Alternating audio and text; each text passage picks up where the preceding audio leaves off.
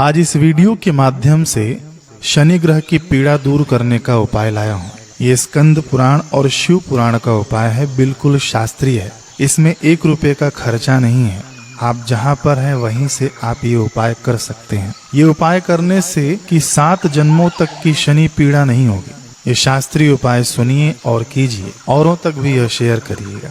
ये उपाय इतना महत्वपूर्ण है कि शनि पीड़ा को खत्म करने के लिए हम लोग कई उपाय करते हैं, कई विधि विधान करते हैं, लेकिन जो शास्त्र कहते हैं, जो शनि देव ने वरदान दिया है, वो उपाय हम अवश्य करें। भविष्य पुराण में आता है कि एक बार त्रेता युग में अनावृष्टि के कारण भयंकर दुर्भिक्ष पड़ा।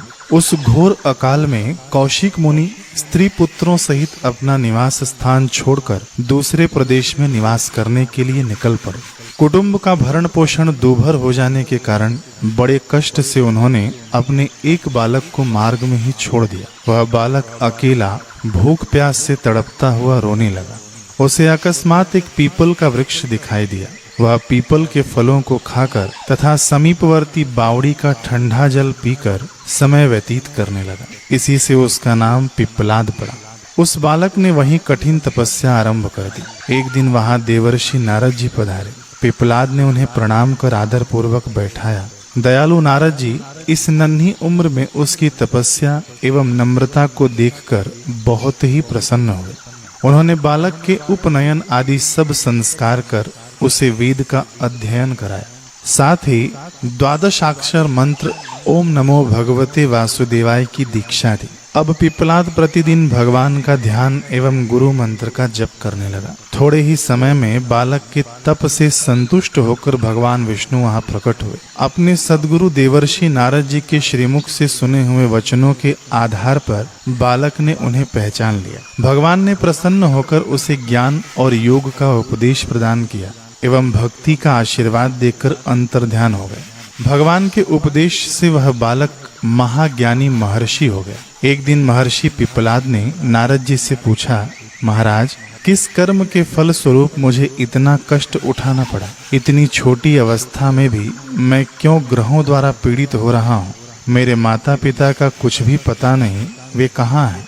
नारद जी बोले, पिप्पलाद, शनि ग्रह ने तुम्हें बहुत पीड़ा पहुँचाई है। आज यह संपूर्ण देश उसके मंद गति से चलने के कारण उत्पीड़ित है। शनि की क्रूर दृष्टि के कारण ही तुम्हारा माता पिता से वियोग हुआ है। देखो, वह अभिमानी शनैश्चर ग्रह आकाश में प्रज्वलित दिखाई पड़ रहा है। यह सुनकर महर्षि पिप्पलाद अत्यंत क्रोधित हो गए। उन्होंने शनि ग्रह को ग्रह मंडल से नीचे गिरा दिया। यह अद्भुत दृश्य देखकर देवता वहां उपस्थित हुए। उन्होंने महर्षि का क्रोध शांत किया।